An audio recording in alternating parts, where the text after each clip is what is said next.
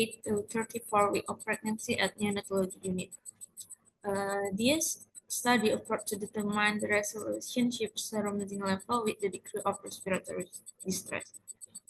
The method we used that the observational analytic study with a cross-sectional design was carried in Adam Malik Hospital and Prof. Dr. Hairuddin Pelubis Hospital. There were 30 subjects who met the inclusion criteria that the blood sample are obtained through the umbilical cord and serum zinc level are checked using ICP impasse, which can measure metal element through the blood. The degree of respiratory distress was assessed using the measure metal element through blood. The degree of respiratory distress was assessed using the Down score after neonatal resuscitation. We use the categorical data in frequency and presentation. Correlation between zinc level with severity respiratory distress was assessed with a Pearson correlation. So from this study, we have a frequency distribution of variable, or SD of zinc serum, and this is for the presentation of respiratory distress with a mild degree, moderate, and severe degree. And from correlation of Pearson, we have a negative correlation. From this diagram, we can see we have that air count that indicating that correlation between serum zinc level and respiratory distress. The higher of infant serum zinc level, the lower the incidence of respiratory distress in infant born at 28 and 34 weeks of pregnancy. Okay, thank you.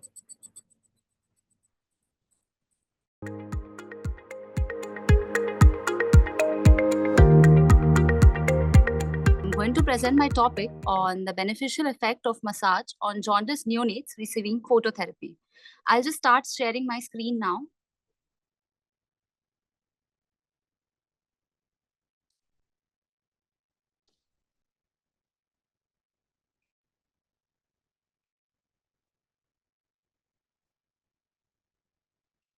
Just a second, I'll be sharing my screen now.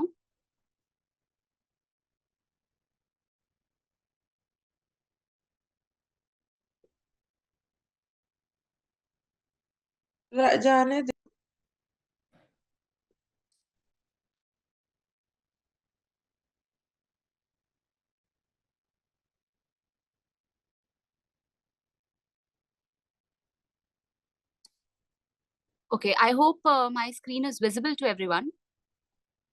So my topic is the beneficial effect of massage on jaundiced neonates receiving phototherapy. Introduction.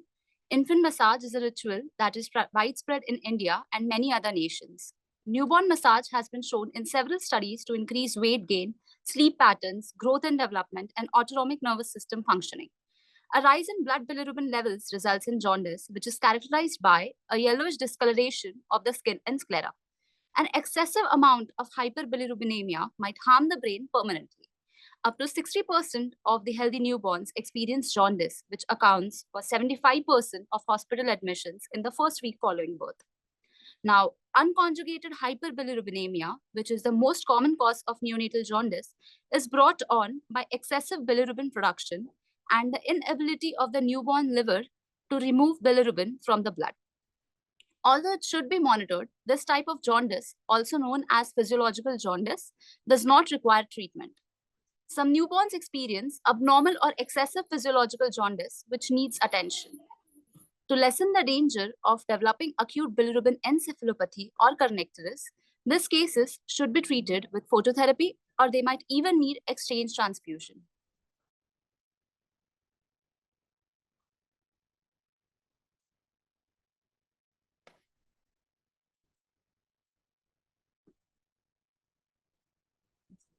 So, methodology, study type, double-blind randomized controlled trial was done.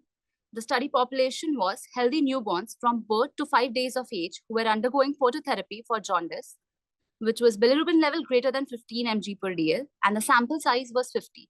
That is, 25 newborns were there in each group. The inclusion criteria was healthy full-term neonates with birth weight of 2.5 to 3,600 gram, Apgar score at birth of 8 to 10, receiving phototherapy for hyperbilirubinemia. The exclusion criteria we used was infants with rhesus and ABO incompatibility were excluded. Those with subgaleal hemorrhage, congenital anomalies, infections, gastrointestinal obstruction, biliary atresia, and G6PD deficiency were also excluded. The interventions we had were, in the interventional group, all enrolled neonates received massage therapy from certified therapists. The first day of phototherapy marked the beginning of each massage therapy session, which took place twice daily between meals for 3 days. Each session lasts for about 15 to 20 minutes with discontinuation of the phototherapy for that period. The International Association of Infant Massage recommended methods of massage were used. Massage sessions carried out with proper aseptic precautions and skin testing were done for massage oil prior to its usage. Following the test, we began massaging the leg and foot, moving up to the abdomen, hands, and then the back, using one hand to correct the foot as we went. All newborns participating in the trial received massage therapy from the same researcher, and the room temperature was kept between 26 and 28 degrees Celsius. The baseline demographic variables are as shown on the slide. The male predominance was 12 in the massage group and 15 in the control group. The p-value found was 0.37. Type of feeding used was breastfeeding and infant formula, and there were mixed feeding used in some groups. So the p-value for that was 0.81. Hematoma, which the neonates had, were found to have a p-value of 0.32, and vaginal delivery and C-section delivery were compared, and the p-value was found to be 0.48 in it. So the various variables we had was gestational age, age in hours, body height in centimeter, body weight at birth, body weight at admission, and physiological weight loss in grams. There was no significant statistical difference in baseline parameters between the two study groups. So the comparison following intervention were defecation frequency among massage and control group is as shown below. The defecation frequency in the massage group was 3.3 plus minus 1.5 standard deviation, whereas in control group, it was 3.2 plus minus 2.1 standard deviation. Similarly, the defecation frequency according to times were compared in all the groups. Now, the microbilirubin level of neonates without IV hydration between massage and control group was compared as shown in the slide. After that, comparison was done after the intervention as shown over the slide. The results which we found after this test was that in terms of feeding methods, gestational age at birth, birth weight, weight on the date of admission, length of phototherapy, or physical weight loss, we found no statistically significant differences between the two groups. While there is significant difference in both the groups in consideration of defecation frequency, microbilirubin level, and overall hospital stay. The limitations of the study were that the sample size of the study is small, and hence the study result will not be representative of the whole population, whereas individual care of the neonate by mother or family also affects the overall outcome. But this factor is not included in the study as it is individual specific and standard comparison is not possible. The result of a systematic review showed that the intervention was determined to have a positive effect on the second and third days in the intervention group, and the bilirubin level values were generally lower in the intervention group. The interventions were determined to have a positive effect on the second, third, and fourth days in the intervention group, and the number of defecations was higher in the intervention in general. So the conclusion of my study was that the massage therapy is a cost-effective, low-risk practice that can increase the defecation frequency in neonates, which in turn hastens the process of bilirubin clearance and thus decrease the overall hospital stay of the neonate. With this, I would like to conclude my presentation and thank Scientific Conference for giving me the platform to share this research with everyone on an international platform.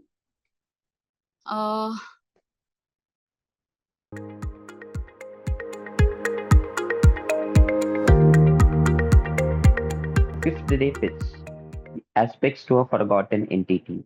So this is regarding the case of a newborn baby whom I encountered while working as a consultant neonatologist here in Hyderabad. So myself, I'm Dr. Balaji. I'm a consultant neonatologist working at Ankura Hospital for Women and Children, Boduppal, Hyderabad, India for the past 8 years. And sorry for the delay in attending the conference. I had to attend to a sick baby which had been born just then. Sorry for that. Next slide, please. So this is a 5-day-old male, term gestation, 38 weeks 2 days, born by lower segment cesarean section with a birth weight of 3 kgs. This baby had a complete uneventful birth history. He cried immediately after birth. He was born in a private hospital. He had an institutional delivery with all safe practices followed. Uh, the parents, he was born out of non-consanguineous relationship. He did not have significant antenatal history. The uh, mother's antenatal history was completely uneventful. She had regular antenatal health checks and she had iron and folic acid supplementation right from the beginning from the second trimester of pregnancy. Folic acid during the first trimester Dr. and iron Balaji, from could the you please second on your trimester. video so we could see it? So we could see you. Yes. Can you go to the next slide? So now this baby suddenly pop-ups in the emergency ward with multifocal clonic movements of all four limbs, with each episode lasting 10 to 15 seconds, almost 7 episodes. This baby was already there in a referral hospital, and then the baby was sent to us for further care. So the doctor whom we spoke personally on phone was clearly telling that there were seizure activity in the form of multifocal clonic movements. So almost 7 episodes in just 1 hour, with the background picture of a complete uneventful birth history and perinatal history and antenatal history. The anterior fontanelle was at level. The occipitofrontal circumference was 33 centimeters. He was encephalopathic. He was just he just had some withdrawal to pain when we were inserting the IV cannula in the emergency room. No neurocutaneous markers were present, and rest of the examination was within normal limits. Next slide. So, as per the protocol followed for newborns, temperature, airway, breathing, circulation, and sugar were assessed as per protocol. He was normothermic. Airway was well maintained. He had a good airway was maintained. We just started him on supplemental oxygen with a need for intubation and ventilation if repeated seizures occur. He had breathing with good respiratory drive. He was not in a state of shock, and his capillary filling time was less than 3 seconds. Sugars checked at admission were normal, and further sugars checked during the period of NICU stay were also within normal. So he was managed as per the protocol for neonatal seizures. He was loaded with anticonvulsants. His initial serum calcium, hemogram, sepsis screen were sent, all of which turned out to be normal. Electrolytes and renal function tests were also within normal limits. As per the history given by the mother, the urine output before the admission was also within normal limits. So supportive care was initiated and the baby was shifted to NICU from the emergency ward. Next slide, please. So now this summarizing this baby. Okay, this baby presented on day 5 of life with multiple episodes of seizure-like activity of all four limbs, with no significant family history of seizures, on exclusive breastfeeds since birth, no background significant antenatal history in the mother, or an uneventful birth history, and with no history of stay in the neonatal care unit. Next slide.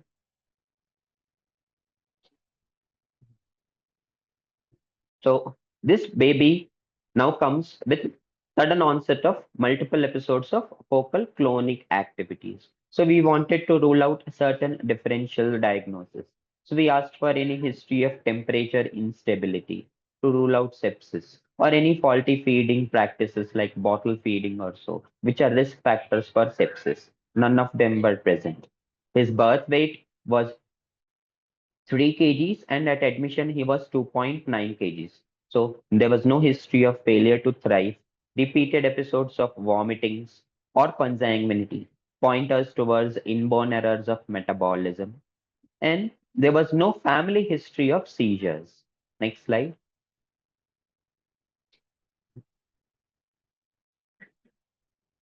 So based on this, we started management for this baby. He was managed as per the unit policy. We didn't start him on any IV antibiotics. We just waited for the sepsis screen report. As sepsis screen report was negative, antibiotics weren't started for this baby. But in view of repeated seizure activity, even after admission, he was intubated, electively, and ventilated for a brief duration of 48 hours. And during this brief duration of 48 hours, hemodynamic monitoring and stability were ensured. Finally, he required two anticonvulsants. We loaded him with injection levetiracetam as well as injection phenobarbital. He even required infusion midazolam to subside for subsidence of his seizure activity. So we labeled him as refractory neonatal seizures with onset at day 5 of life. Next slide, please. So this is the baby. We can see the baby's posturing, which is very evident in the photo. So he had this clear posturing even when he was presenting in the emergency room. He was completely dull. He had features of encephalopathy. You can see the flexion of one limb and the extension of the opposite limb, which is quite obvious, which is an abnormal sign of encephalopathy.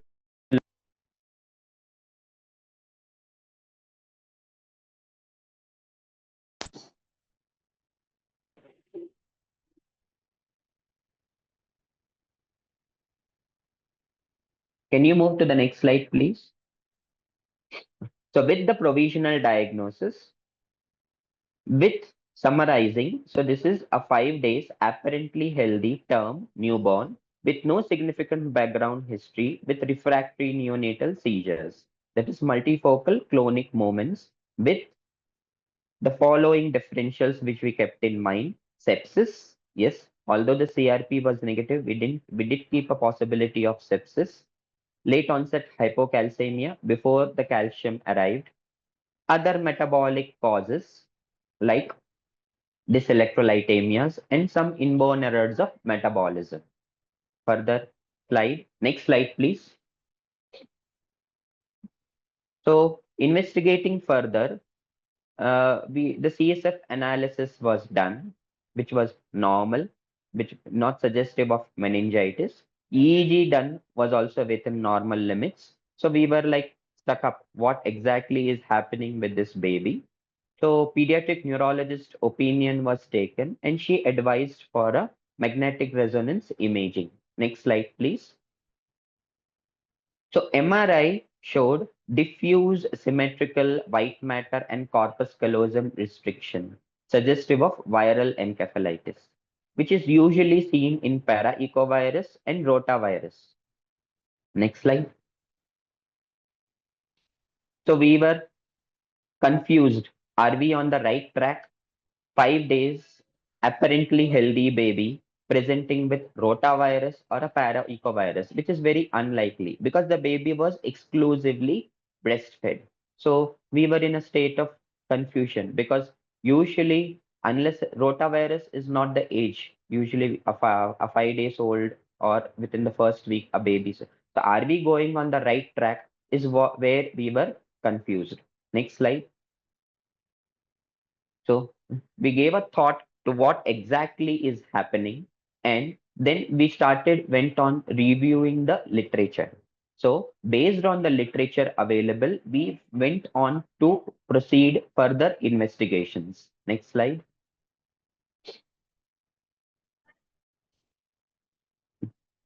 So keeping the above picture in mind and also reviewing the literature, thinking, were we on the right track or we are getting or are we getting deviated from the diagnosis? Stool PCR for rotavirus was sent, which was positive.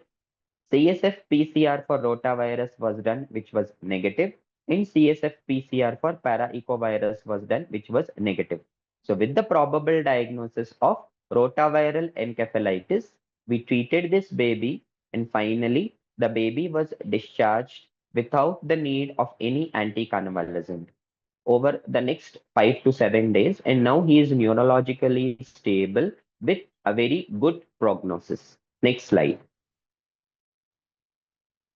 So, just going to the literature and throwing light on what exactly is rotaviral encephalitis, specifically in newborns. We call it rotavirus associated leukoencephalopathy in the neonatal period.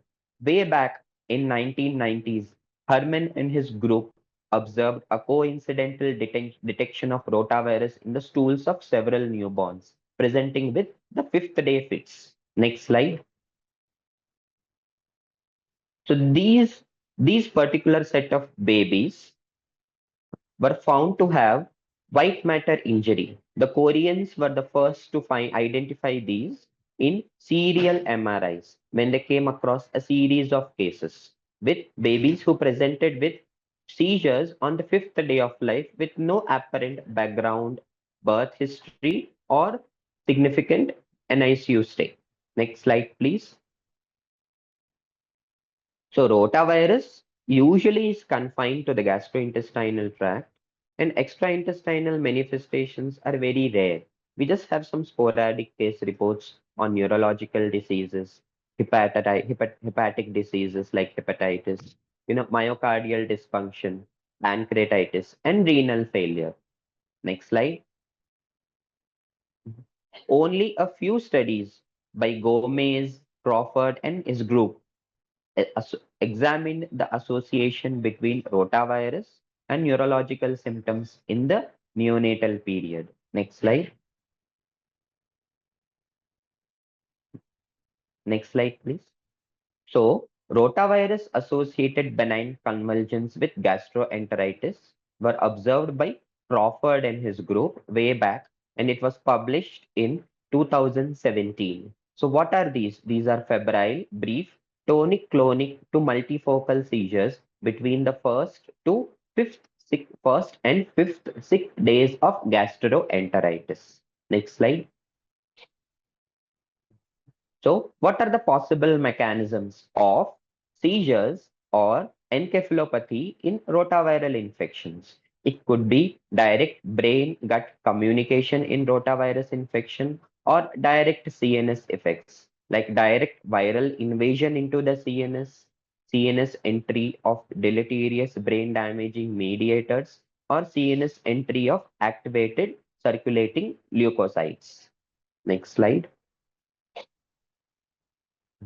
So this image particularly explains the mechanisms. So you have something called a brain-gut axis. So whenever you have a disturbed gut, the toxic mediators enter the brain and they cause various manifestations which lead to a disturbed sensorium. So vomitings, sickness feeling, loss of appetite, malaise, all these can affect the brain through mediators, which can cause direct viral. It can be because of the direct viral invasion, entry of circulating mediators, or circulating leukocytes, which penetrate the blood-brain barrier and cause acute encephalitis or encephalopathy like picture in rotaviral or paraecoviral infections. Next slide.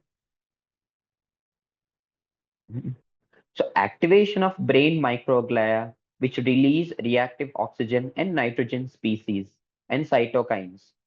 These particular mediators are toxic to premiyelinating oligodendrocytes, which are responsible for white matter injury.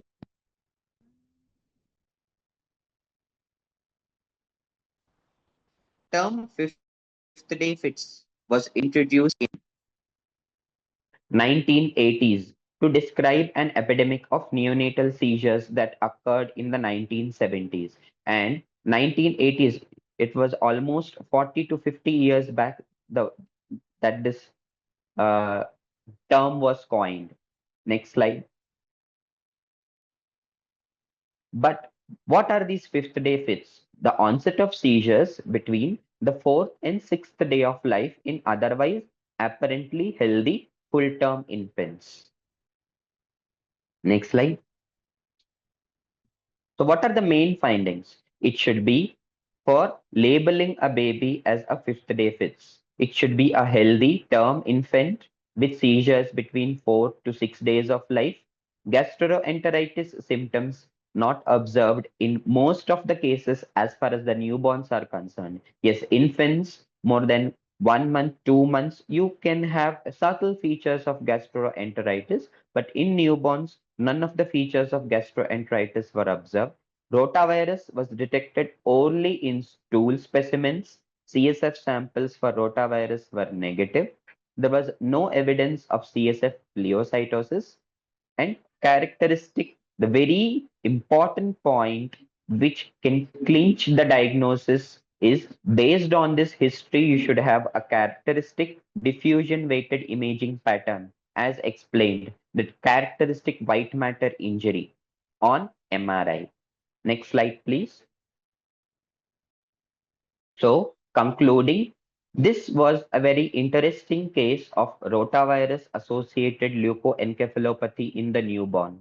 Yes, in 1980s and 70s, a lot of case series were published on rotavirus associated encephalitis and leukoencephalopathy in the neonatal period. Over the next 20 to 30 years, with the invention of rotavirus vaccine, incidence of rotaviral infections have come down across all over the globe. But over the past 1 year, I myself at the center have come across 3 to 4 cases of rotavirus associated leukoencephalopathy in the neonatal period. How can we clinch the diagnosis? Healthy term newborn infants with absence of perinatal asphyxia, completely uneventful birth history, no history of NICU stay, no known cause for seizures other than all your metabolic workup, sugars, everything EEG, CSF, everything turns out to be normal. The seizure onset is particularly 4 to 6 days of life with absence of symptoms or subtle signs of gastroenteritis, specifically in the neonatal period. Rotavirus detected only in stool specimens.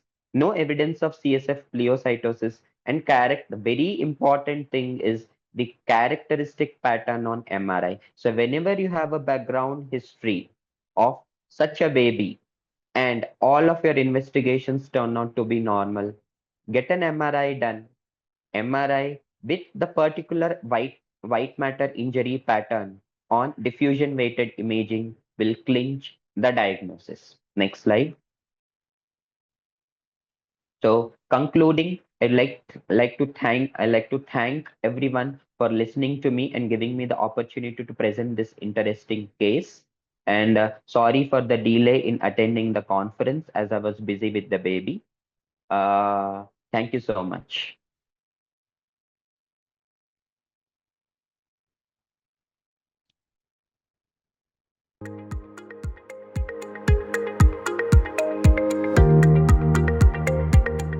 Recommends exclusively breastfeeding in the first 6 months of life.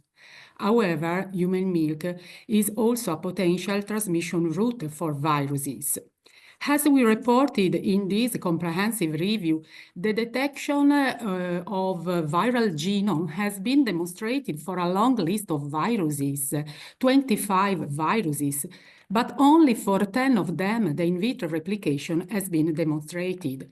So generally, the viral transmission through breastfeeding is considering a rare event leading to symptomatic postnatal infection, and it has been demonstrated for four viruses: Ebola, HTLV, cytomegalovirus, and HIV. As for cytomegalovirus, no recommendations are against breastfeeding, since full term from a seropositive mother are usually asymptomatic. Furthermore, meta-analysis revealed that also for premature infants and low birth weight infants that are at greatest risk, the rate of symptomatic postnatal infection is low, and similarly has been demonstrated for infants breastfed by HIV seropositive mothers. So this observation points towards to a protective role of human milk against viruses. Human milk is an extremely complex fluid that evolved over millennia to protect infants from diseases. It's composed of macronutrients, micronutrients, and also bioactive components, not only immunological components, but also a specific anti-infective components. And this complex system is still partially identified. In this context, we contribute to evaluate the intrinsic antiviral activity of human milk against viruses of pediatric interest and emergent viruses. In this work, we demonstrated the anti-cytomegalovirus activity in human milk at different lactation stage from both seropositive and seronegative mother of preterm infants. In particular, colostrum showed the highest antiviral activity, especially colostra from seropositive mother. After depletion of IgA, immunoglobulin A from colostra, a residual antiviral activity was still observed, indicating a partial contribution of immunoglobulins to the antiviral activity. Furthermore, the antiviral activity of human milk from a seronegative mother indicates that additional protective factors are present in human milk, not only immunoglobulins. And these factors are able to reduce the infectivity not only of cytomegalovirus excreted in human milk, but also against exogenous cytomegalovirus and potentially against other viruses. In fact, we demonstrated that human milk is endowed with an intrinsic antiviral activity against the respiratory syncytial virus that is the leading cause of respiratory infection in children and against the human rotavirus responsible for gastroenteritis, confirming the clinical well-established protective role of breastfeeding against the gastroenteritis and bronchiolitis. Furthermore, we investigate the antiviral activity against arthropod-transmitted viruses, such as Zika virus and the lesser-known Usutu, that attract attention recently in Europe for its spread. So we demonstrated that milk at different lactation stage are able to inhibit two strains of Zika virus and also Usutu, and no significant difference was observed among colostrum, transitional milk, and mature milk. Multiple components can contribute to the antiviral activity and they act synergically. And several have been already demonstrated, such as maternal antibodies, proteins, lactoferrin, lactoaderin, oligosaccharides. And we also contribute by identification for the first time of new antiviral components of human milk. In particular, glycosaminoglycans, oxysterols, and extracellular vesicles, and we investigate their mechanism of action.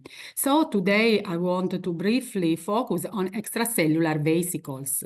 Here are our publications on the antiviral activity of extracellular vesicles against the previous mentioned viruses. Extracellular vesicles are an heterogeneous populations, including exosome and microvesicles. They have a size ranging from 50 to 300 nanometer in diameter. They are isolated from multiple body fluids, including human milk. And an immunoregulatory role has been suggested. So we isolated extracellular vesicles from colostra and characterized them for the presence of specific markers by Western blot, for their concentration and size by nanosite analysis, and for the vesicle structure and the purity by electron microscopy. So we demonstrated that extracellular vesicle strongly inhibit cytomegalovirus, generating those response curves. And we investigate the mechanisms of action. They are not able to inactivate directly the viral particles, but they inhibit the attachment of virus to cells. Similarly, extracellular vesicles are able to inhibit RSV rotavirus, but in this case, they affect the entry, the penetration step of virus into the cells. So generally, we can conclude that extracellular vesicles are able to affect the early stage of replication. In order to understand the contribution of surface protein, we performed the shaving experiment under enzymatic digestion. So the shaved vesicles show a reduced size and significantly lose the antiviral activity.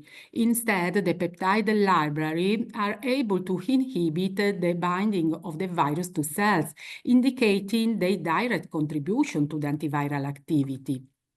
So, in order to analyze the composition of the peptide library of the surface, we perform the analysis by mass spectrometry, identifying 258 proteins, and 16 are common to the extracellular vesicle preparation that we analyze.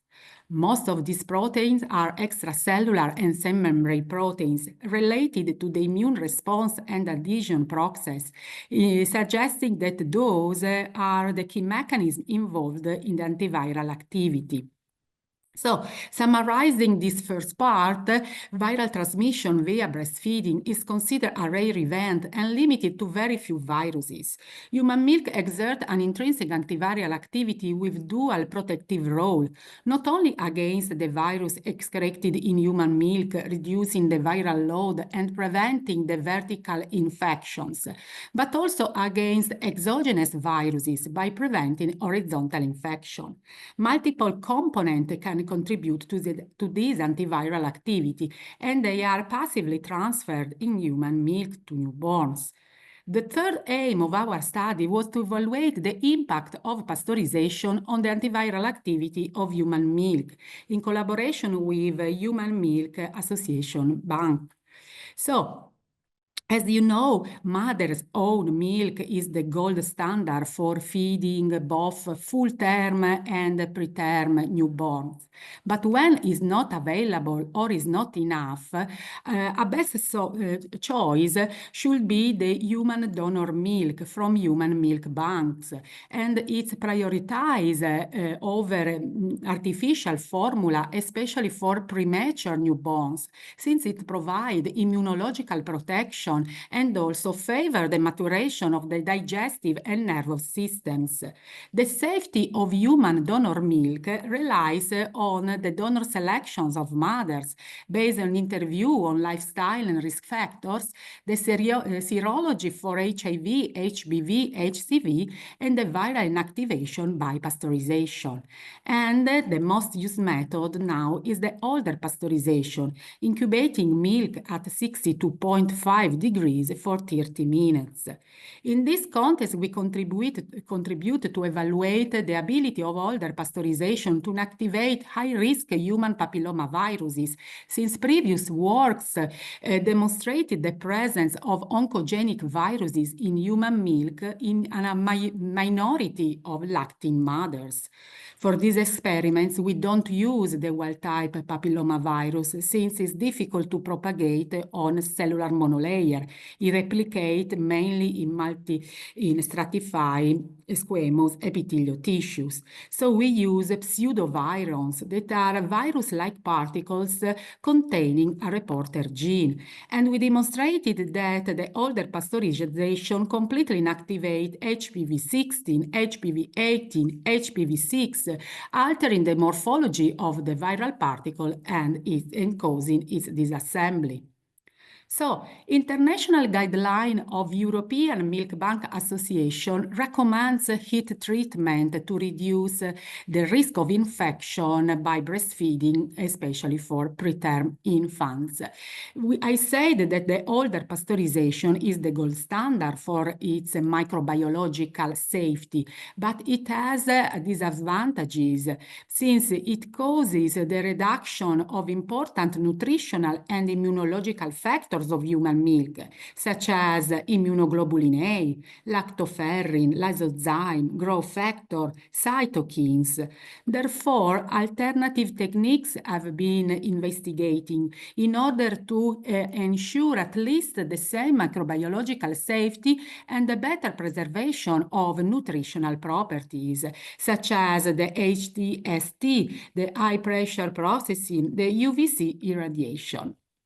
As for HTST, that is the high temperature for short time, you know that is the well-established technique in dairy industry. It consists in incubating the milk at 72 degrees for 15 seconds in a continuous flow systems. However, the HTST pasteurizer equipment used in dairy industry cannot be transferred into the practice of human milk bank, given the very minor volume of human milk comparing to the cow milk.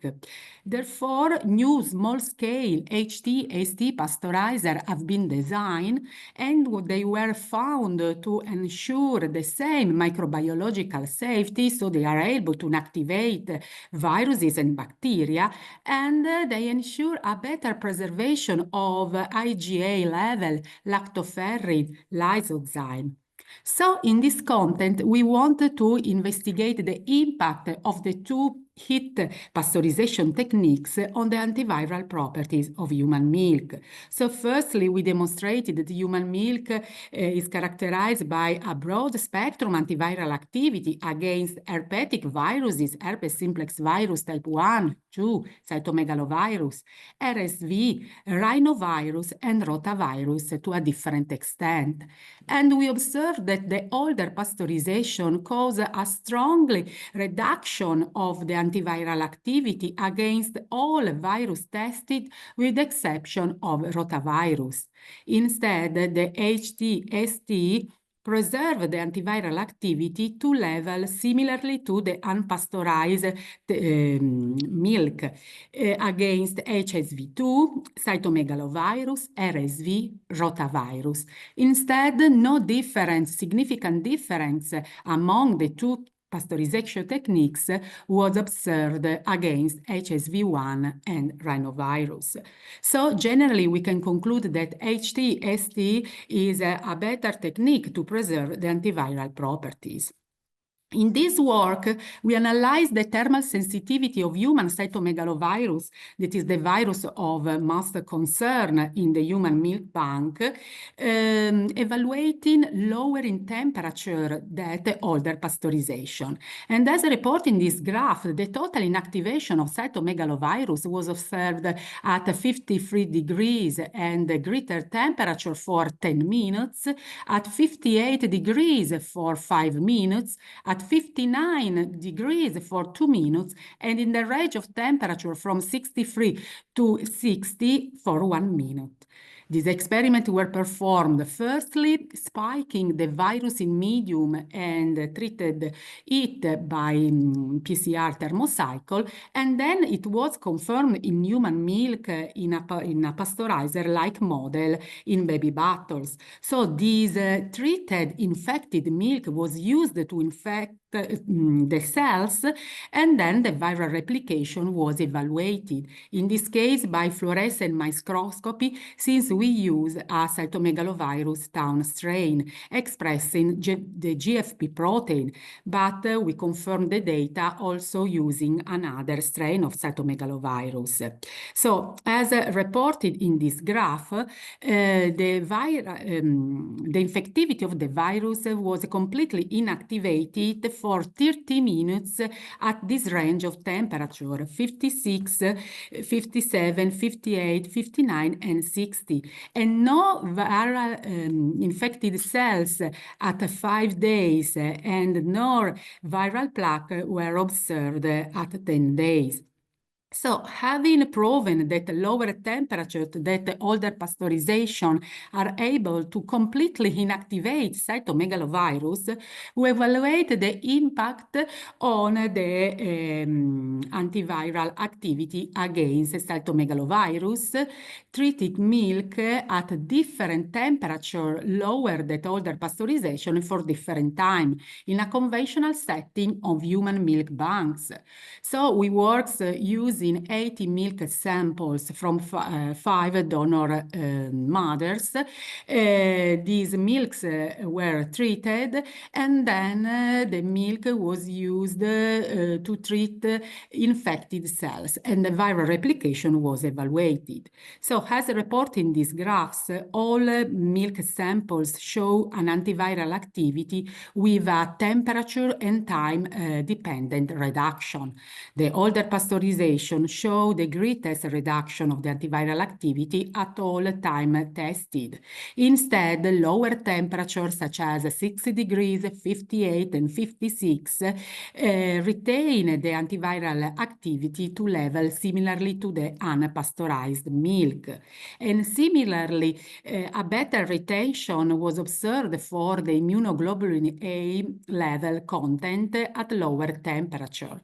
So in this graph on the left, you can see the effect of treatment for 30 minutes at different temperature on the antiviral activity immuno A content.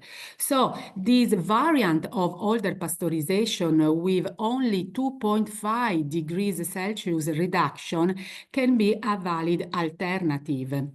And a good compromise seems to be 60 degrees for 30 minutes, since it has been demonstrated in literature that these 60 degrees for 30 minutes is able also to inactivate other viruses, such as poliovirus, HIV, HTLV, hepatitis C virus, West Nile, chikungunya, and this condition allow to retain better the biological properties. So this alternative older pasteurization is highly feasible, since it would employ the same pasteurizer that now is found in human milk bank, and so it would be preferable, especially in low-income countries. So our data support a revaluation of the current recommendation of human donor banks and an optimization of human milk processing. I want to thank all members of our Laboratory of Molecular Virology Antiviral Research, the colleagues neonatologists, biochemists, and the Association of Human Milk Banks for their support, and of course you for your attention.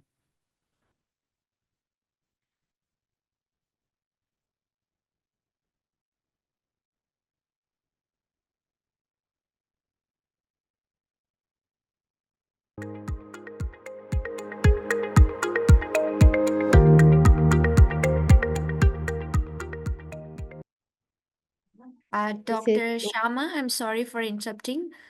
Please turn on your video. We cannot see you.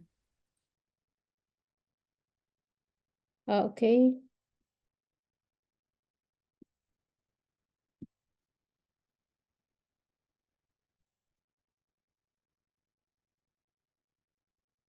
Sorry.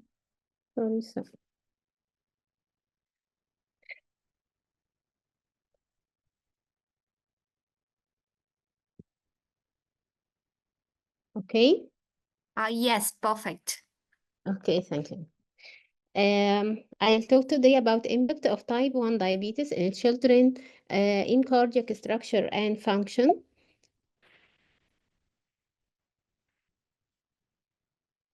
First, we know that type 1 diabetes is one of the most frequent chronic metabolic disease worldwide and caused by defect in the metabolism of carbohydrates and fat and protein, and it is the principal form of diabetes in children and adolescents.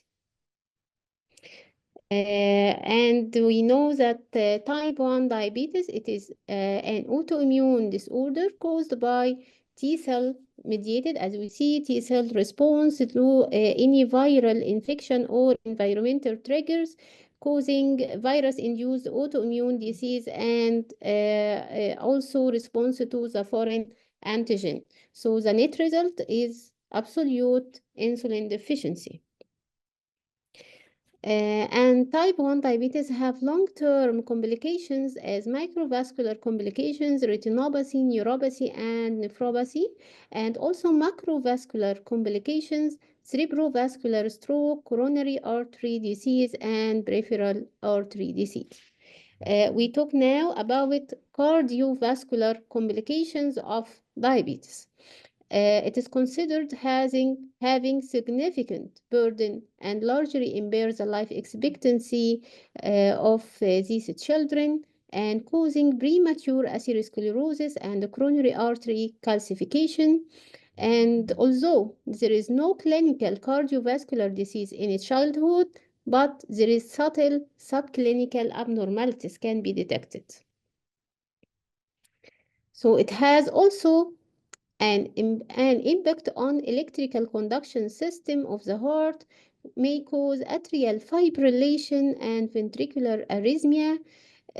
Risk factors of predicting diabetic cardiovascular complications include age, blood pressure, and duration of diabetes, dyslipidemia, and central obesity, and glycemic control, hemoglobin A1C. There is pathophysiology and many theoretical causes can cause these microvascular and macrovascular complications. First of them, oxidative stress. As we see, there is increase in the secretion of superoxide production and also nitric oxide by nitric oxide synthase, so the formation of oxidants causing endothelial damage. Also, there is inflammation by inflammatory cytokines, tumor necrosis factor alpha, and interleukin 6 and interleukin 8, endothelin 1. And also, there is hypercoagulable state during the type 1 diabetes, causing by increased level of raw coagulant factors and decreased fibrinolytic capacity. All of them can cause endothelial injury and coagulation abnormalities, and by proceeding duration of diabetes, there is increased risk of cardiovascular disease. Last of them, cardiac autonomic neuropathy, increase with age and duration of diabetes and poor glycemic control. It can cause abnormal response of coronaries to sympathetic stimulation first. There is decreased heart rate variability, and then resting tachycardia or bradycardia, and then exercise tolerance, easy fatigability, orthostatic hypotension, and loss of nighttime decrease in the blood pressure. Then we talk about epicardial adipose tissue, which is impacted by type 1 diabetes. It is, as we see, this is the epicardial fat tissue. It is a visceral adipose tissue between the myocardium and the epicardium. It covers 80% of the cardiac surface and its weight about 20% of the heart weight. Present all over the atria and cover the right ventricular free wall and over the apex and along the main coronaries. Its role to preserve the heart from the mechanical deformation and supply free fatty acids for nutrition of the heart. As we see, it is metabolically active environment, microenvironment, because it has adipocytes and nerve cells, immune cells, causing secretion of hormones, chemicals, and interleukins, inflammatory and pro-inflammatory mediators, but there is no fibrous or facial layer.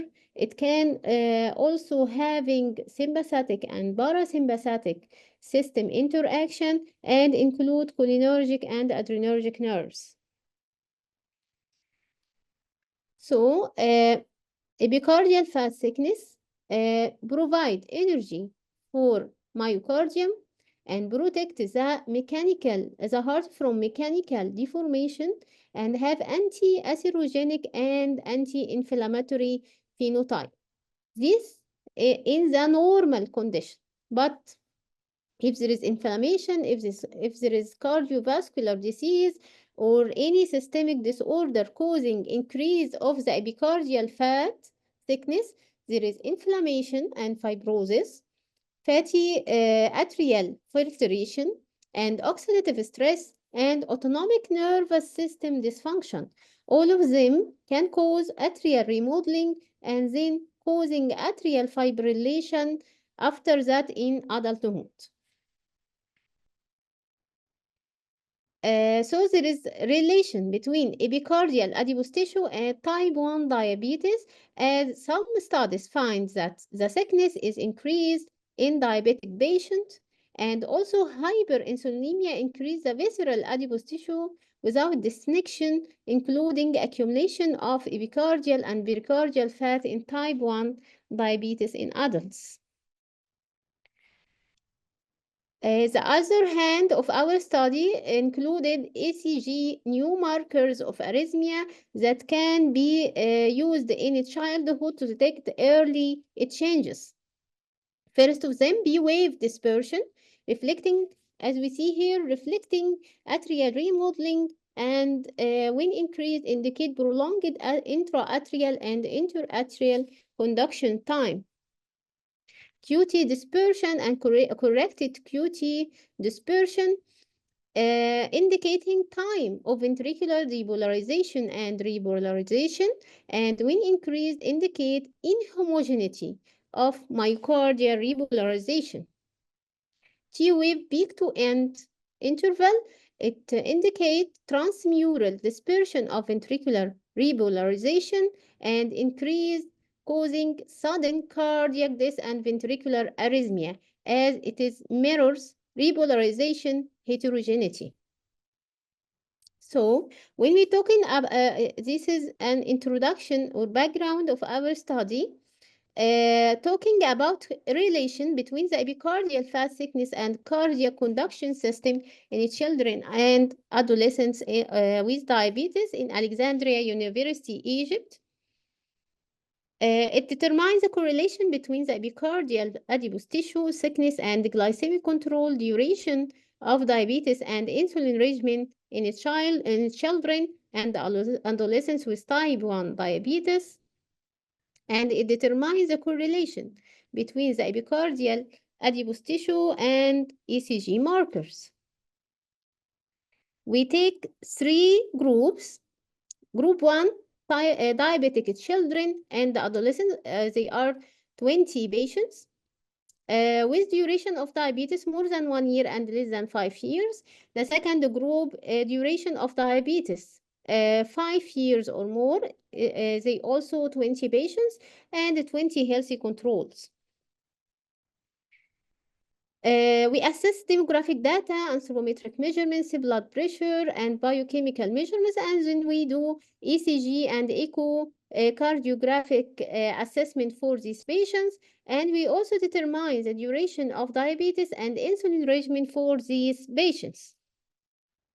This is a sample of ECG done for the patients and the calculations of the markers that I said before. So we find that blood pressure was normal, and there is no case with hypertension in our cohort, and no significant statistical difference between the 3 groups. And also hemoglobin A1C, no significant statistical difference was found. Lipid profile was no statistically difference between the three groups. But when we assess the ECG parameters of the three studied groups, we find a statistically significant difference between the diabetic patients, the group 1 and the group 2, and the control. So this is determines that there is an early subtle changes can be occur in diabetic patients, type 1 diabetic patients. When we're assessing epicardial adipose tissue thickness in these three groups, we find that epicardial adipose tissue thickness was higher in the group 2 with duration of diabetes 5 years or more than the group 1 with duration of diabetes less than 5 years, and the controls which indicate that type 1 diabetes and duration of diabetes can cause impact on the epicardial fat thickness. As we see here, there is echo assessment of our patients with diabetes with duration less than 5 years. As we see, this is the epicardial fat thickness. And here we find the epicardial fat thickness assessment in the diabetic patients with duration 5 years or more. It is significantly larger than type 1 with shorter duration. When correlating the epicardial adipose tissue thickness with other parameters in the cohort, we find that epicardial fat thickness was correlated to age and waist circumference, body mass index, and systolic blood pressure. Although systolic blood pressure was normal, but it is significantly higher numbers than the control, and diastolic blood pressure, and of course duration of diabetes, as we found that the patients with longer duration has more epicardial fat thickness. And also we find no correlation between the epicardial fat thickness with glycemic control and daily regimen of insulin. When correlating epicardial fat thickness with the ECG markers, we found that it is correlated with B-wave dispersion, as we said before in the explanation of atrial fibrillation or atrial remodeling in type 1 patients, as there is increased epicardial fat thickness, so causing it changes في atrium and causing atrial remodeling and atrial fibrillation in adulthood. So we conclude that children with type 1 diabetes may experience early structural epicardial fat thickness changes and functional cardiac alteration, including the conduction ECG markers such as B-wave dispersion, QT dispersion, and QT corrected dispersion, and T-wave B2E interval. To identify by these changes, there must be early, regular, and long-term follow-up. Elevated epicardial fat thickness is thought to increase the risk of developing atrial arrhythmias. And these my references. The first one is this is the study that we do in Alexandria University. And thank you from Alexandria, Egypt. So thank you, Dr. Sharma, for the presentation. So Thank any you. questions?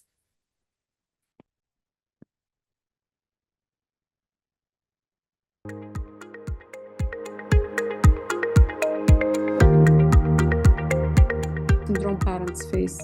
Many of these parents feel lost They struggle to find clear guidance on how to navigate their journey. One conversation that particularly impacted me was when a mother expressed that researchers like myself had a responsibility to articulate the needs and emotion of Down syndrome families in a way that the medical field could understand using scientific language. This moment was the spark that led to the research we are discussing today. So as we all know that Down syndrome is a genetic condition, and they have developmental delay, congenital irregulation. The prevalence in Saudi Arabia is 18 for every 10,000 newborn in Saudi Arabia. But parents, they are facing physiological challenge. Just a minute. Yes. So yes, parents are facing physiological challenge with the new situation they are facing. So our objective in this study is that we examine emotional impact on parents of having child with Down syndrome. We primarily focused on mothers and the correlation between various emotional and psychological factors associated with impact of having a child with Down syndrome. So to do or to conduct the study, we designed a survey and we distributed through a Google form to the support group of Down syndrome parents. We got 161 mothers' response, and the survey consisted of 3 parts, which is demographic information, emotional aspects of mothers upon learning about their child of Down syndrome diagnosis, and the impact of having an affected child on mother's family and social life. So, as an initial reaction of the parents when they heard about the diagnosis of their child of Down syndrome, 54%, which is more than half, indicated that they felt sad, and 21% of them still experiencing the feeling. We found that 57% of participant partners, they accepted the news. Regarding demographic data, we found that around half of the participants, mothers, were 30 to 40 years old when they got their child of Down syndrome. However, half of fathers were around 40 to 50 years old when they got the child of Down syndrome.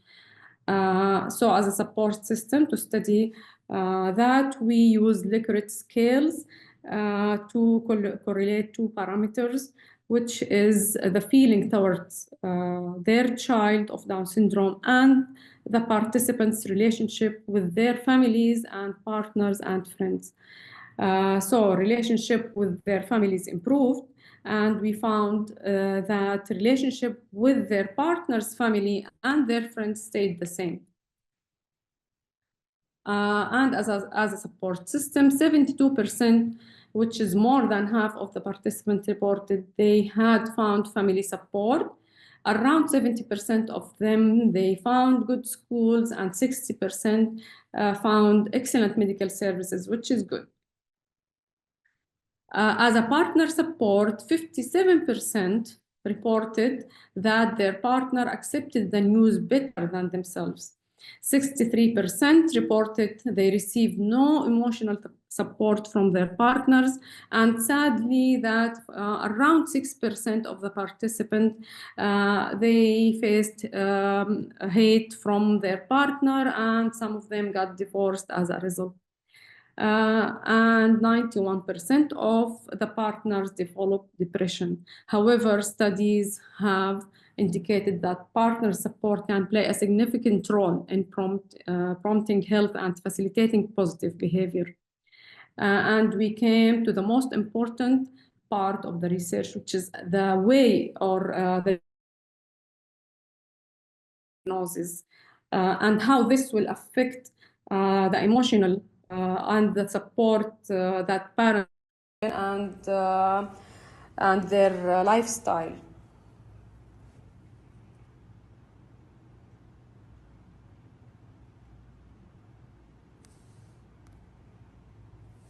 The delivery of the diagnosis, the provided results seem to indicate that who broke the news did have an impact on the other variables. 19% of them reported that the physician were unsympathetic while informing them about having a child with Down syndrome. Physicians' empathy can really serve as a powerful tool in care delivery, allowing them to adapt to the patient's emotional, cognitive, and biological needs. We really need the support of physicians in delivering the news.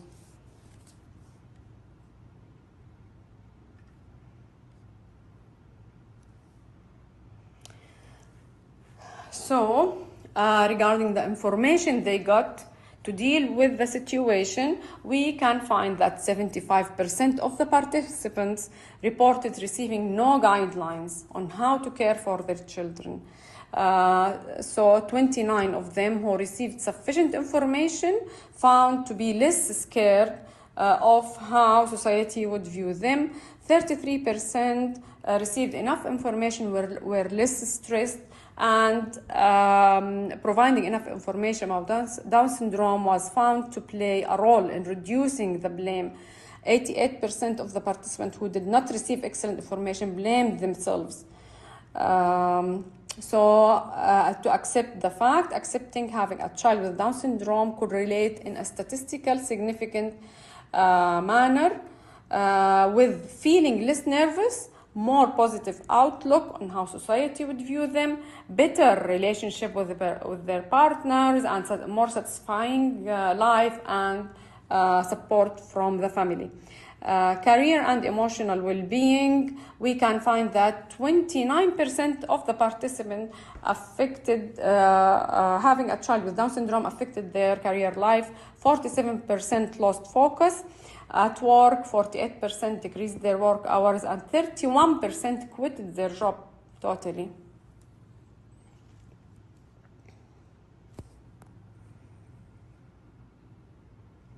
So our recommendation for health providers, some of these negative consequences can be reduced or even avoided by improving the information provided to patients and their families. In this study, nearly 1/3 of the participants reported feeling less scared when enough information was provided. So here there is a role for healthcare providers to help Down syndrome parents. First of all, we need guidelines for healthcare providers like pediatricians, genetic counselors, social workers, physicians should receive training on and guidelines on how to break the news of a Down syndrome diagnosis in a compassionate and empathetic manner. This includes providing appropriate mental health support and ensuring access to community resources. The other recommendation is information pack for parents. We recommend the creation of an information packet or like a guideline or a roadmap that pediatrician can give to parents based on each country services available. This packet should include practical guidance on managing the medical, physiological, and psychological needs of child with Down syndrome. This would also reduce parental anxiety and help them better navigate the challenge they are facing. The last thing, we recommend the support of partners. Given the importance of partner support in promising positive health outcomes, healthcare providers should also encourage partner involvement and provide them with resources to help them cope with the diagnosis.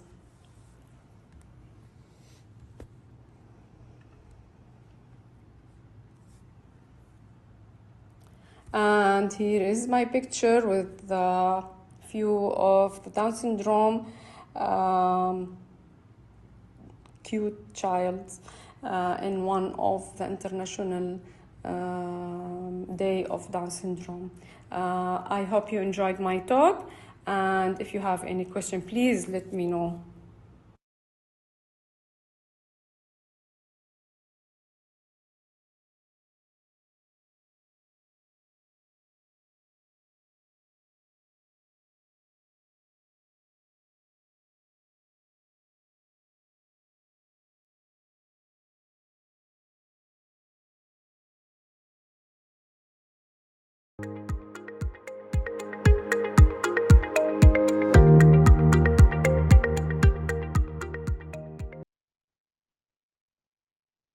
Okay, introduction. Worldwide and in our setting, jaundice is the main cause of hospital readmission in healthy newborns without risk factors who are exclusively breastfed. Jaundice is more frequent in newborns who are exclusively breastfed than in those fed with formula or mixed breastfeeding. There are multiple causes of jaundice: hormonal factors, obstetric trauma, infections, and blood incompatibility. Despite the evidence, it is not yet fully accepted that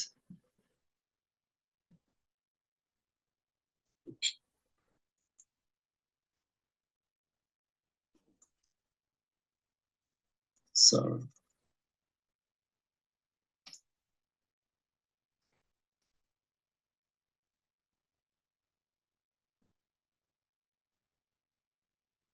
Despite the evidence, it is not yet fully accepted that neonatal dehydration is the main cause of excessive weight loss and neonatal jaundice at the beginning of the exclusive breastfeeding. Clinical practice, guideline revision, management of hyperbilirubinemia in the newborn infant, 35 or more weeks of gestation, Pediatrics 2022, it mentioned providing feeding support. Exclusive breastfeeding and hyperbilirubinemia are strongly associated. Jaundice in breastfeeding infants fall in two main categories, depending on its timing of onset. These types of jaundice must be differentiated to guide appropriate management. Suboptimal intake can lead to hyperbilirubinemia. The so-called breastfeeding jaundice, which typically peaks on days 3 to 5 after birth and is frequently associated with excessive weight loss. Because this type of jaundice, especially when excessive, is almost always associated with inadequate milk intake rather than breastfeeding per se. It is more correctly described as suboptimal intake hyperbilirubinemia. Breastfeeding fewer than 8 times per day has been associated with higher total serum bilirubin concentrations. Low meal and low caloric intake contribute to decreased stool frequency and increased enterohepatic circulation of bilirubin.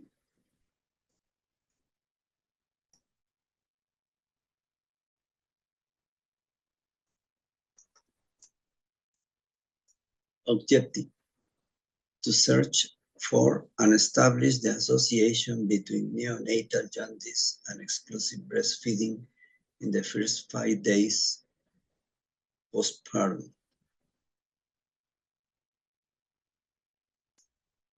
Material and methods. Observational, descriptive, prospective, double-blind study carried out on no probabilistic, consecutive, and by convenience sample of 200 healthy full-term newborns, less than 5 days old, with some degree of jaundice that could be related to the ingestion of the low volume of colostrum produced by their mothers. Inclusion criteria. A randomly selected binomial mother and child who agreed to participate in the study after explanation of the procedure and verbal consent, informed consent. B, healthy binomials without risk factors. Full-term newborns. Exclusion criteria. A, newborns with difficulty sucking.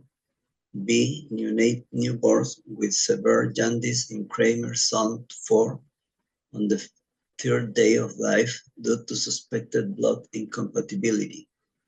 C. Newborns with congenital malformations. D. Women with difficulty collecting colostrum samples. E. Women with hypertension, diabetes, and infection. F. Women with alterations in nipple and the breast. G. Binomial who missed a scheduled appointment on days 3 and 5 of the postpartum period. Procedure.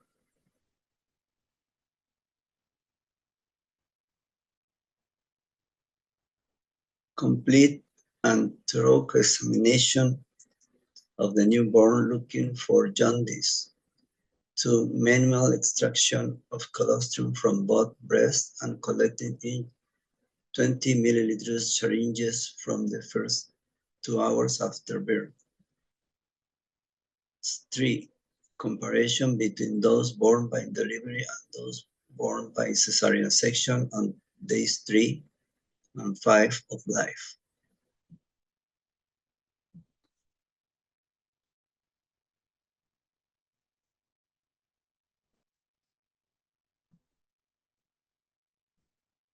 Double blind.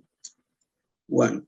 Examine newborns looking for jaundice between 8 and 11 a.m. before questioning the mother about the study variables. 2. Collect colostrum samples before questioning the study variables. Variables in newborns: A. Gestational age. B. Birth weight. C. Healthy newborns without risk factors. D. Exclusively breastfed. E. Day of physical examination. In mothers: age of participant. B. Parity. C. Birth weight. D. Day of colostrum collection. Results: 150 binomial completed the study, 62 primiparous, group 1, and 88 multiparous, group 2. 50 eliminated due to one or more exclusion criteria. Both groups were subdivided by date of newborn examination and colostrum collection into 3 subgroups: 1 day, day 3, and day 5. Average birth weight: 3,100 grams, more or less 250 grams. Jaundice in 127 newborns from day 3 of life, 84.6%. The remaining 23, 15.4%, had jaundice on day 5. By maternal age, less than 25 years, N equal 56. 26 to 35 years, N equals 76. 36 plus years, N equal 18. Colostrum volume. Group 1 ranges 0 to 5 milliliters, average 2.5 milliliters. Group 2 ranges 0.5 to 15 milliliters, average 7.6 milliliters. Colostrum volume per sample: 5 milliliters, ranges 0 to 15 milliliters between both groups. There was no statistically significant difference between 2 groups by age, parity, and birth weight. Average colostrum volume: Group 1, 20 milliliters per day, versus Group 2, 60.8 milliliters per day. There was a statistically significant difference. Average volume of colostrum production between the 2 groups was 40.4 milliliters per day. Average expected colostrum volume was 100 milliliters per day versus the average volume found 40.4 milliliters. There was a statistically significant difference. Discussion. Exclusive breastfeeding is the gold standard for feeding newborns. However, jaundice is increasingly associated with exclusive breastfeeding due to the intake of a small volume of colostrum produced by their mothers. As we mentioned in a previous study, the low volume of colostrum ingested by newborns at the beginning of lactation causes constant dehydration, which causes an increase in bilirubin and sodium in the blood. And as the neonatal water deficit increases, urinary concentration and body temperature increase. In our cases, the volume of colostrum only provides 20.2 milliliters per kilogram per day. With 100 milliliters, the contribution is 33.33 milliliters per kilogram per day. In both cases, it is insufficient water intake. At the intestinal level, low colostrum intake increases bilirubin reabsorption or enterohepatic circulation, increasing blood levels manifesting as jaundice. The importance of insufficient milk syndrome as a cause of hypernatremic dehydration, jaundice, fever, and excessive weight loss in newborns exclusively breastfed without risk factors is not yet recognized.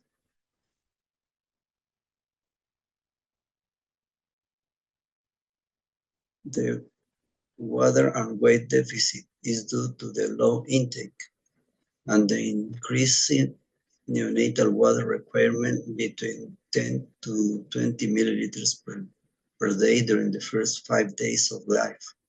Therefore, the newborns are poorly hydrated, underhydrated, with jaundice and latent risk of dehydration.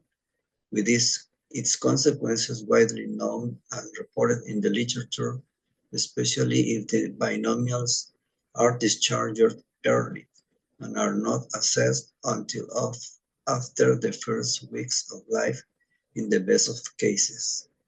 Furthermore, if the health personnel who care for the binomial are unaware of this problem, many jaundiced and underhydrated newborns will continue to go unnoticed. Limitation of our study. 1. Small number of participants enrolled in this study. 2. Single center. 3. One researcher only. Strange, product of more than 25 years of own research. 2. Thousands of cases handled, not included due to limitations. 3. Supported by extensive international literature, including 6 own publications. Conclusion. There is a strong relationship between jaundice and exclusive breastfeeding, secondary to the scarce maternal colostrum production in the first 5 days of breastfeeding. 2. Jaundice present in 4 out of 5 newborns from day 3 of life, and in 5 out of 5 newborns on day 5. 3. Volume of colostrum produced less than expected in all mothers. 4. Insufficient volume of colostrum ingested. Even the expected volume does not satisfy the neonatal water requirement. Newborns, which we call underhydrated, becomes jaundiced and at constant risk of dehydration and therefore greater severity. Based on our results, we suggest the following. Establish dehydration as causes of jaundice in healthy full-term neonates without risk factors who are exclusively breastfed. 2. Thoroughly examine neonates before discharge and at least 3, 5, 7, and 10 days of life with an intentional search for jaundice and signs of underhydration, dehydration, using our neonatal dehydration criteria. 3. Review the mother's milk production before discharge, looking for a scarce volume of colostrum produced, even in women who have previously breastfed. 4. Supplement jaundiced and underhydrated newborns with formula, or better yet, human milk from a bank, to increase the supply and satisfy the neonatal water requirement, to reduce jaundice, the risk of greater severity and possible sequelae. 5. Teach mothers how to recognize, detect their scarce colostrum production and jaundice and underhydration of their baby in the first 10 days of life and exclusive breastfeeding. 6. Recommend that mothers take their babies to the nearest health center if jaundice and underhydration are found. The Clinical Practice Guideline Revision 2022 says breastfeeding jaundice usually occurs in the first weeks after birth from inadequate feeding, intestinal hypomotility, and poor elimination of bilirubin in stool are underlying causes of breastfeeding jaundice. Affected neonates with evidence of significant weight loss need supplementation with expressed breast milk or formula. Decisions about temporary supplementation with either donor breast milk or infant formula should be made jointly with the infant's parents when possible, after discussion of risk and benefits.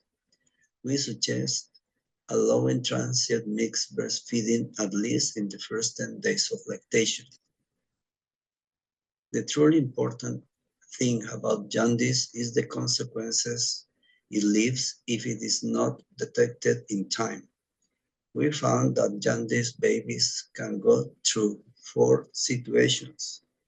1. Acute severe jaundice with acute bilirubin encephalopathy around the first 10 days of life.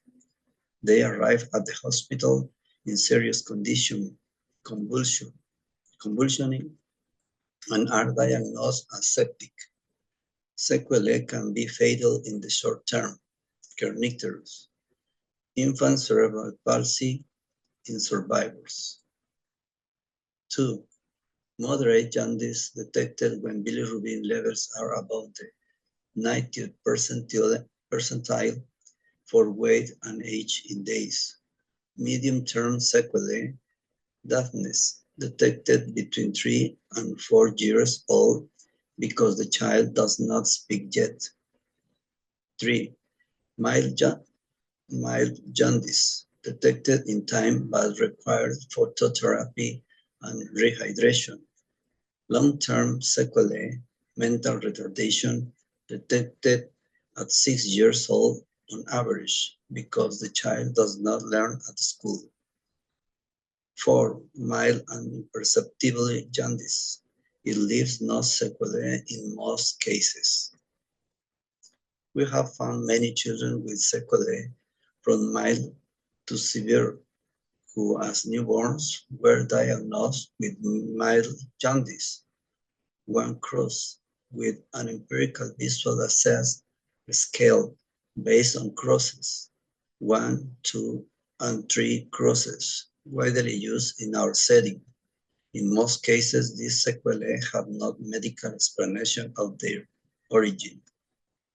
The guideline revision management of hyperbilirubinemia in newborns infant 35 or more weeks gestation, it mentioned all infants should be visually assessed for jaundice at least every 12 hours following delivery until discharge. Total serum bilirubin or transcutaneous bilirubin should be measured as soon as possible for infants noted to be jaundiced less 24 hours after birth. The guideline revision does not say with what visual scale to assess these newborns. Unless proven otherwise, we use and recommend the use of the Kramer visual scale, which is very objective, simple, practical, fast, free, and applicable before discharge and in subsequent visits.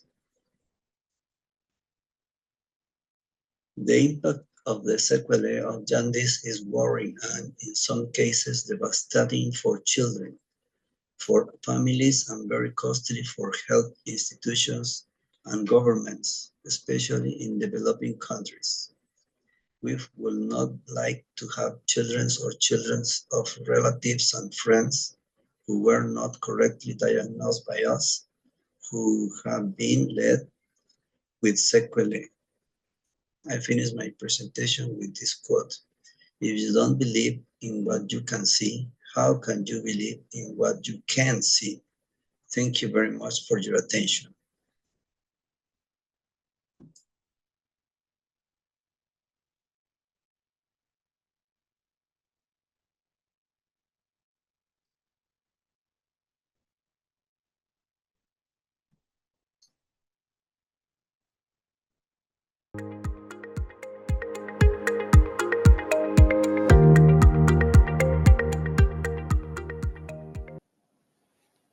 Okay. This is a sixth child. Okay. Right. Next slide, please. It's a 15-year-old child, male child, coming to us to the emergency department with a high fever, left-sided neck swelling, inability to open his mouth with neck pain, difficulty and pain with opening his eyes, inability to walk straight, and double vision at times. From the past history, he was treated by the GP 2 weeks ago for symptoms suggestive of sinusitis. Next slide, please. As soon as he came into the triage nurse categorized him as category 2, and I was on call that day, so she asked me as a senior physician to see the child immediately. This child was scoring high in the pediatric early warning score, which is PEWS. Ill-looking child, the temperature of 40.5 degrees centigrade. He was tachycardic, ataxic, neck stiffness, photophobia, diplopia, and trismus. There was a diffuse swelling on the left side of the neck and and over the post-auricular area without any palpable lymphadenopathy. His GCS was 14/15, and his pupils were normal and equally reactive to light. His weight was 65 kgs. Next slide, please. Now, I would just allow you to think about for a few seconds, what would be your provisional diagnosis and how would you manage this case? I thought of giving you guys a minute, but I think with the constraint of time, we will move to the next slide. Now, my provisional diagnosis was, okay, was there a tonsillitis or peritonsillar abscess? Well, in spite of having trismus with the tongue depressor, I could not see any tonsillitis or any peritonsillar abscess. Was it epiglottitis? Was there a glandular fever or cervical lymphadenopathy, lymphadenitis? And another most suggestive diagnosis was possibility of meningitis and encephalitis in this child. Malignancy was also put in the card, but we thought that must be rare. Through the back of my mind, even though it was very rare, I thought, is that a retropharyngeal abscess we are looking at? From the management point of view, we managed the ABCs. Child's airway was patent. He was breathing fine. And from the circulation point, we got 2 IV lines. He got oxygen, cardiac monitoring, analgesics. Bloods were sent. Venous blood gas was normal with lactate of 1.7. With the suspicion of possible meningitis, I started treating the child with benzyl penicillin and IV fluids was given.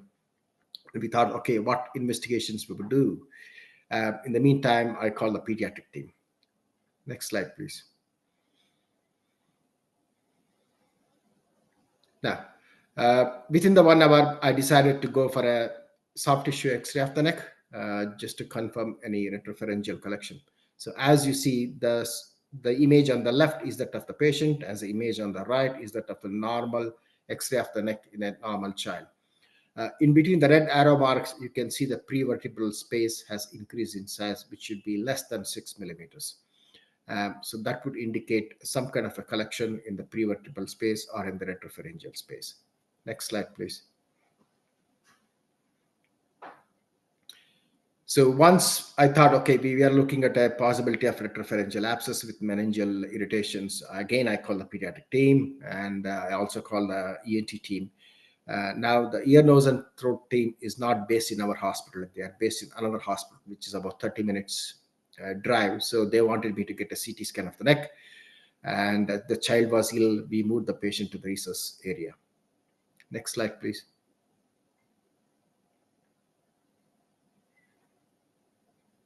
Can we have the next slide? So now by this time we got the full blood count, and it showed a white cell count of 22,000.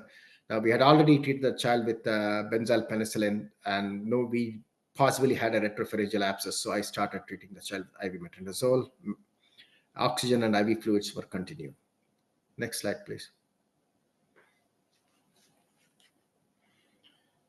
Between the second and third hour, CT scan of the neck was performed, and the child received urinary catheter for input-output monitoring. Next slide, please. Now, these are the images of the CT scan, image 1 and 2. As you see, the red arrows point to the hypodense area, which indicates retropharyngeal collection. And the blue arrow at the left image shows a filling defect, which shows a thrombus in the right intrajugular vein. Next slide, please.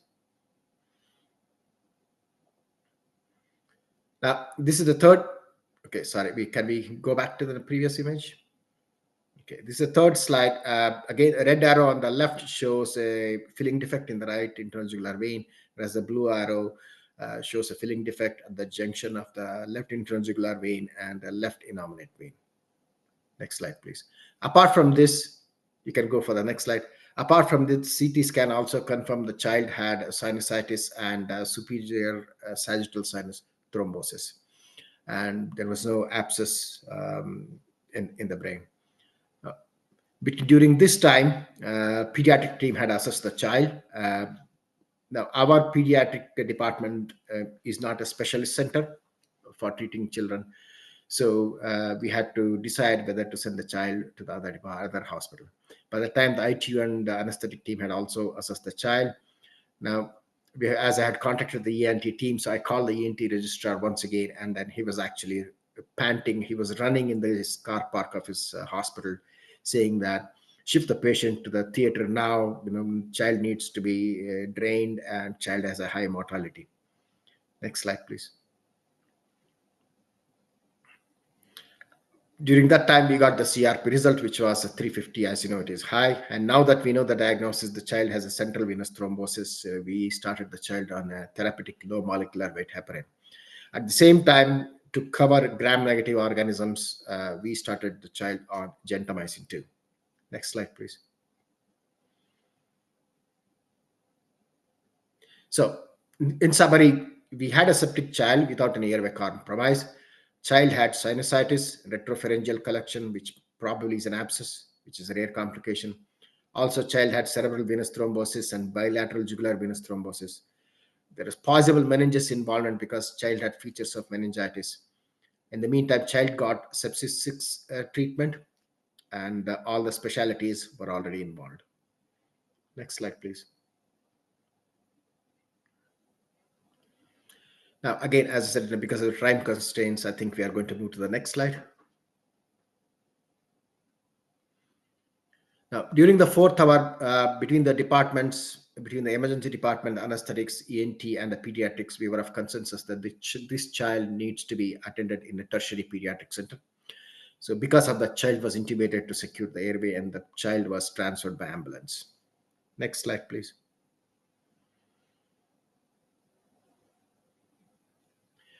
During the 5th hour, child reaches the tertiary pediatric center, which is Royal Children's Hospital at Glasgow in Scotland. Next slide, please. During day 1 and day 3, and during the first day, ENT team performs incision and drainage of both the retropharyngeal abscesses and the sinuses. As you notice, child had continuous IV fluids and child had antibiotics. Now you see the antibiotics down here. It is the ceftriaxone and clindamycin along with metronidazole. and therapeutic low molecular weight heparin was continued. And the pus, which was drained, were sent for the cultures, and by day 2, it grew gram-positive cocci. Next slide, please.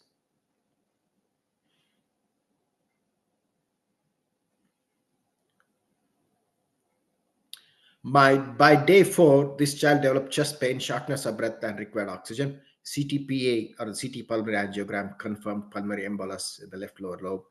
And as the child was already in a therapeutic anticoagulation, they continued the treatment. By day 4, the blood cultures and culture from the pus grew Streptococcus intermedius, which was sensitive to penicillin, clindamycin, vancomycin, and rifampicin. Next slide, please.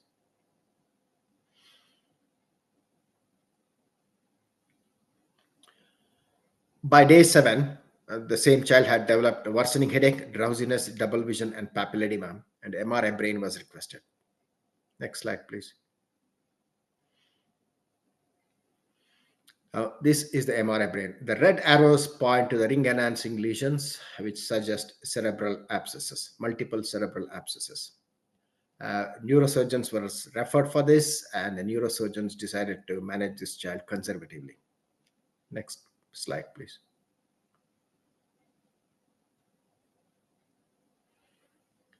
Now, by 10, it was already decided with consensus with the microbiologist that this particular child needs a prolonged IV antibiotic therapy, and the PICC line was inserted. Next slide, please.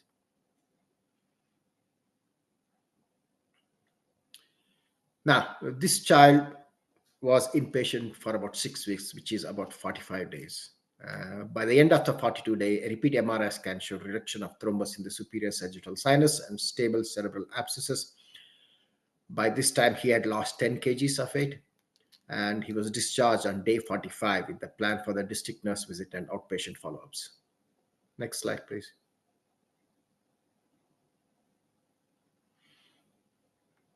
Now, during the day 46 and 180 days, that is about 6 months, he received antibiotics by the district nurses for the first 3 months. And for the next 6 months, he received therapeutic low molecular weight heparin, enoxaparin, and 54 milligrams subcutaneously. Next slide, please.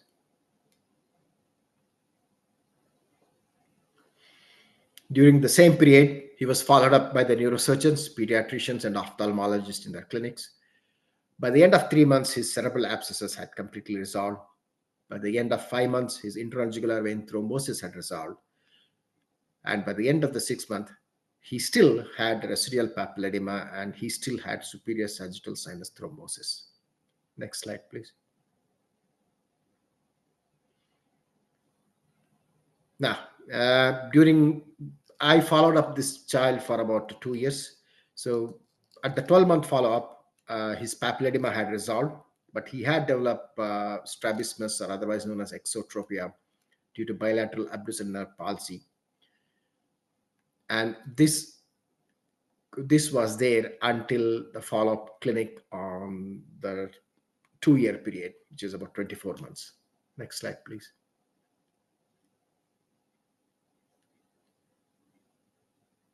Now, by the end of the 2-year, child was lost for follow-up. This was the time during the COVID season, during the second year of the COVID season, and we just and the specialty teams could not follow up on him, and the child had lost for follow-up. In spite of multiple letters being returned to the parents and to the child's address, multiple attempts to contact the child, everything was futile. Next slide, please. Now, this case is about retropharyngeal abscesses with central venous thrombosis and multiple complications with sepsis caused by Streptococcus intermedius. Next slide, please.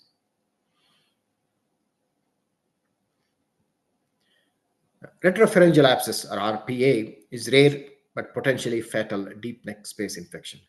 In children, usually this is caused by the suppression of the retropharyngeal lymph nodes, with infection spreading from the upper respiratory tract. While in adults, it is usually from the infection from the disruption of the mucous membrane by the foreign body. Next slide, please. This condition was first described by a microbiologist known as Alfred Lemire, and described it as Lemire syndrome. It's a combination of pharyngeal infection, sepsis, and intrajugular vein thrombosis caused by obligate anaerobe group Fusobacterium group, which is usually Fusobacterium necrophorium or other Fusobacterium species. In the culture, if you don't develop or if you don't grow Fusobacterium, instead if you develop aerobics and other gram-negative organisms, then this condition is described as Lemire's-like syndrome. Next slide, please.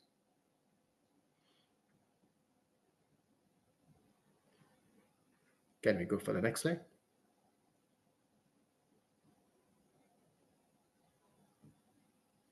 Okay, the literature search for this particular, for the combination of retropharyngeal abscess and Lemire's disease. Can we go through 3 slides, please? I got 3 articles, relevant articles, about 9 relevant articles concerning retropharyngeal abscess and Lemire's syndrome. Next slide, please. We can go to the next slide. Those are my references. Going through the literature, I got a sample size of 420 for the retropharyngeal abscess and a sample size of 260 for Lemire's and Lemire's-like syndrome. Next slide, please.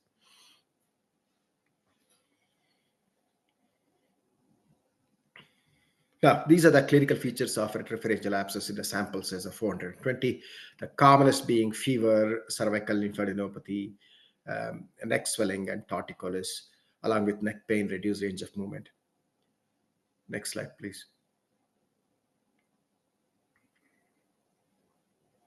Among the cohorts of the LALS group of sample size of 260, almost all of them had septic embolization, and about 84% had thrombosis of the intrajugular vein. 3.6% of them had central nervous system affections in terms of meningitis and cranial nerve afflictions. Next slide, please. Now, how do we diagnose these conditions? As you see, both retropharyngeal abscess and Lemire's and Lemire's-like syndrome can be easily diagnosed by using a contrast CT scan of the neck. As you see, more than 420 cases have been detected using CT scan of the neck. Among the other criteria would be is X-rays, very few of them, and MRI, very few of them will be detected. Ultrasound Dopplers have been used to detect the Lemire's and Lemire's-like syndrome, probably to detect the intrajugular vein thrombosis. Next slide, please. Management. Most of the retropharyngeal abscess patients are managed surgically, and some of them were chosen a medical management. However, among them, about 17 of them had to go back to the theater for a drainage of the abscesses. Now, you need to keep in mind all patients got antibiotic as one of the main treatment. Among the LALS patient, 50% of them, about 130, had documented therapeutic low molecular weight heparin treatment. The rest of them had not had any documentation whether they got the low molecular weight heparin or heparin for them. Next slide, please.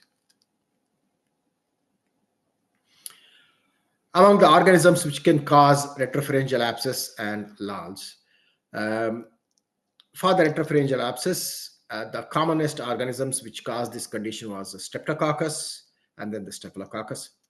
And for the LALS, the commonest organism which caused the condition was the Fusobacterium and Streptococcus group. You need to keep in mind the mixed group also cause retropharyngeal abscess and LALS, and rest of the other organisms also cause these conditions. Next slide, please.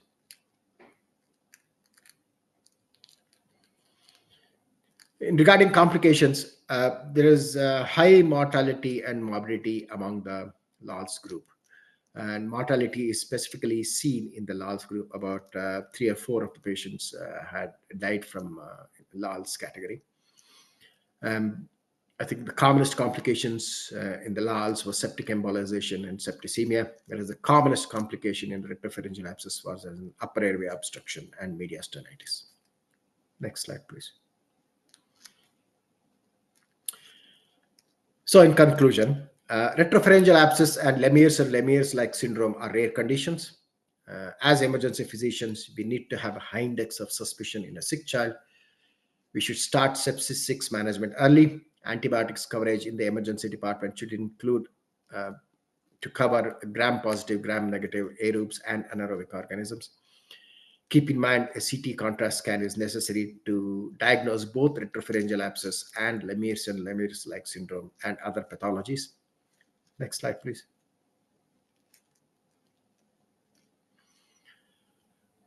If there is any conclusion that there is a central venous thrombosis, therapeutic anticoagulation should be started in the emergency department, and weighing on the risks and benefits and contacting the hematologist.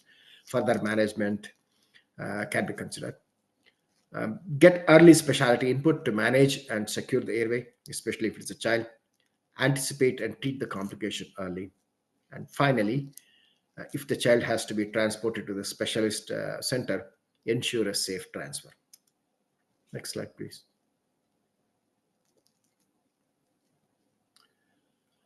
Thank you very much. Now, this interesting case has been published in curious medical journals under the title Lemierre's-like syndrome, retropharyngeal abscess with intrajugular and cerebral venous thrombosis with septic embolization and other complications. You can click on the link to have a complete view of the article. That ends my presentation. Thank you very much.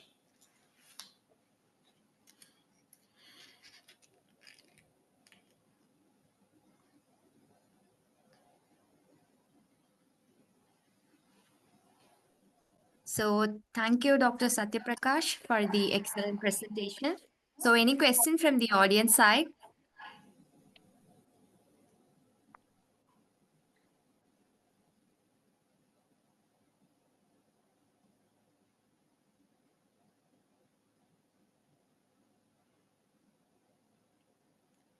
Now, just okay, if there's not questions, just one more input from me. Even though retropharyngeal abscess is rare, just about a few months ago, we saw a similar case, retropharyngeal abscess in an adult, a 64-year-old female presenting to emergency department with sepsis, with septic shock, and with the left-sided neck swelling. Unfortunately, she had extensive retropharyngeal abscess extending into the mediastinum, causing mediastinitis. And when they drained her in the theater, she drained about 2 liters of pus. And she died in the first 6 to 8 hours after presenting to the emergency department. So, yeah, it can be fatal to some people. And unfortunately, this particular patient had taken COVID vaccine, the 6th COVID vaccination on her left arm about 5 days ago because she was immunocompromised. She had other medical illnesses. And she had developed the axillary lymphadenopathy and then the cervical lymphadenopathy, which later on led to retropharyngeal suppuration and then abscess and complications. So yeah, this particular condition can be fatal to certain people.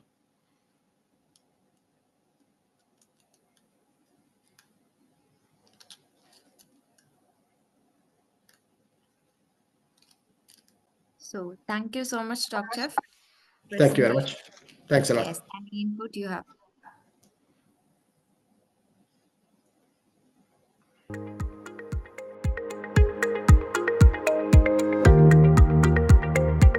Obstruction caused by the compression of the third part of the duodenum in the angle formed by the aorta behind and the mesenteric artery in front. You can see here that the angle in a normal case has values between 25 and 60 degrees, but in the case of the Wilkie syndrome, the angle between the aorta and the mesenteric artery can be up to 6 to 15 degrees. So it's an acute angle, compressing the duodenum. In this case, you can see how the second and third portion of the duodenum is compressed by the aorta and the mesenteric artery in front. There is a lessening of the angle. It becomes an acute angle because of the um, little lipidic tissue in the retroperitoneum between the two arteries. It's estimated to affect between 0.013% to 0.3% of the population, so it's a very, very rare disease. It was first described in 1842 by Karl von Rokitansky. However, it was between 1921 and 1927 that David Wilkie more broadly specified the symptoms and clinical features of the disease and described a series of 75 cases. This is why Wilkie's eponym was adopted for the disease. Only 400 cases have been reported worldwide, with a mere 2 cases documented in neonates. This would be the third case that has been documented. It is a disease that is more frequent in females than in males. Some causes for the syndrome is wasting syndrome, which includes cancer in large burn areas, also the eating disorder with anorexia, and severe trauma in case of traumatic brain injury and polytrauma, deformities in the case of spinal deformities, and in post-operative cases, specifically orthopedic surgery.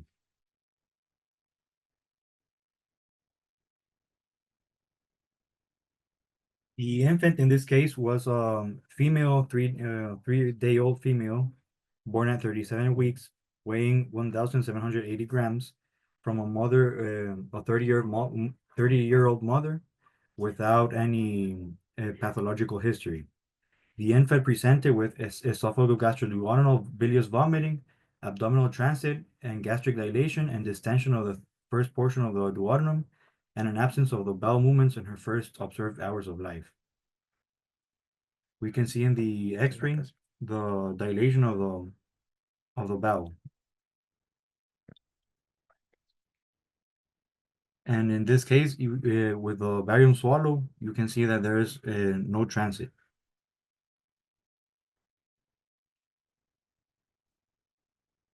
In the laparotomy, a dilation of the gastric chamber and first portion of the duodenum is observed with an anomalous course of the superior mesenteric artery, which compresses the second portion of the duodenum.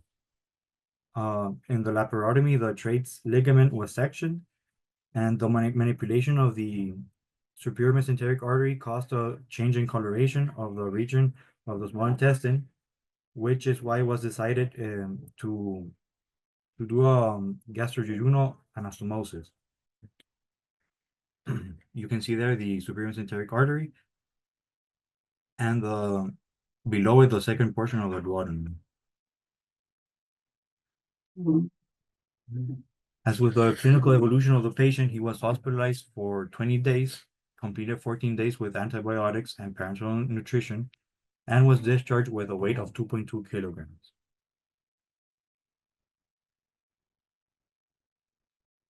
As with the diagnostic approaches, imaging, and investigations, we started with an abdominal X-ray, which revealed a dilated stomach and first portion of the duodenum with a double gastric bubble, and it showed a compression of the third portion of the duodenum.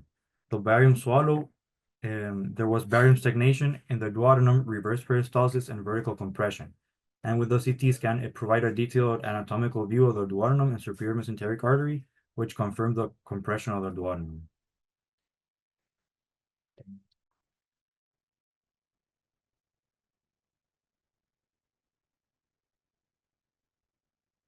As with the differential diagnosis, we have intrinsic and extrinsic causes. Within the intrinsic causes, there's duodenal atresia, which is the most common cause of duodenal obstructions. Also, the presence of membranes. With the extrinsic causes, there's the annular pancreas, which you can see that it can be intramural or extramural.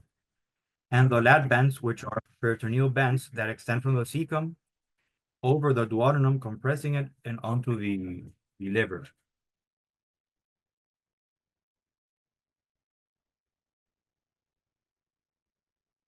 With the management options, there's two management options: a conservative and surgical approach. The conservative approach is a dietary modification, prokinetics, and H2 receptor antagonist, which may be used to improve the symptoms of the syndrome. As with the surgical approach, we have a duodenostomy or sectioning of the ligament of trikes, which may be necessary in cases of refractory disease.